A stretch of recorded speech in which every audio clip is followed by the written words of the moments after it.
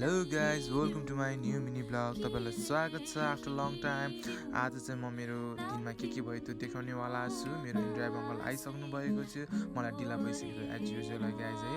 म चाहिँ अब जाँदैछु हाम्रो विवेक दाइ र नुमा दिदीको पसलको बाटो सर्र हुँदै, मेरो स्कुलको बाटो हुँदै सर्र हुँदै, अब त्यसपछि फेरि इन्ड्राइभबाट जाँदै फेरि हिँड्दै हिँड्दै हिँड्दै हिँड्दै मेरो डेस्टिनेसनसम्म जाँदैछु। र अब डेस्टिनेसन कहाँबाट आएँ, म मेरो डेस्टिनेसनसम्म आइसकेको थिएँ।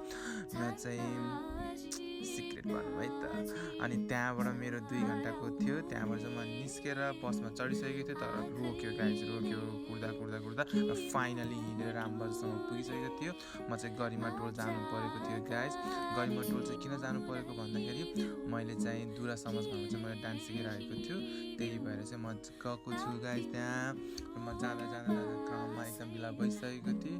आन्टीहरू रिसाउनु भयो कि जस्तो लागिरहेको थियो, तर आन्टीहरू त मजाले डान्स प्र्याक्टिस गर्दै हुनुहुन्थ्यो गाइज। एकदम मजाले राम्रो तरिकाले आफूले बिर्सेको कुराहरू झन् रिभाइज गर्दै गर्नुभएको थियो। दामी पाराले मैले उहाँलाई सिकाएको डान्स हो गाइज है त। त्यसपछि खाजा खाएँ, मिठो खाजा खाएँ र एकैछिन त्यहाँको मामाहरूसँग आन्टीहरूसँग गफसफ गरेर म चाहिँ फेरि म आफ्नो काममा जानु पऱ्यो गाइज। ब्याक टु फेरि म आफ्नो मास्टर ड्रेस सेन्टरमा भएँ गाइज।